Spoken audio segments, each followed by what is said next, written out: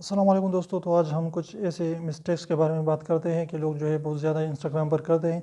इससे क्या होता है कि कभी कभार उसका इंस्टाग्राम अकाउंट सस्पेंड भी किया जाता है, टर्मिनेट भी किया जाता है और उसको जो है फॉलोअर्स भी नहीं मिलते हैं। तो सबसे पहले आपने क्या करना है कि सबसे पहले आपने सेम हैशटैग्स बार बार नहीं लगाने, यानी आपने हैशटैग को रोटेट करना है। कभी हैशटैग जो है आपने बदलने हैं, वरना सेम हैशटैग अगर आपने लगाएंगे तो वो हैशटैग जो है वो रैंक भी नहीं करेगा, सर्च में भी नहीं आएगा।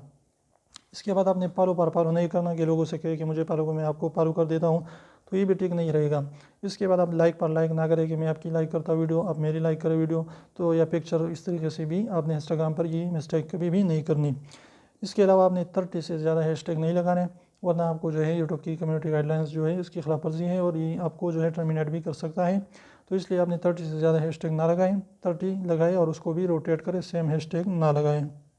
इसके बाद इर्रेलेवेंट हैशटैग्स भी ना लगाएं कि आपने जो है कुकिंग की वीडियो डाली है उस पर स्पोर्ट हैशटैग लगा रहे हैं, तो ये भी ना करें।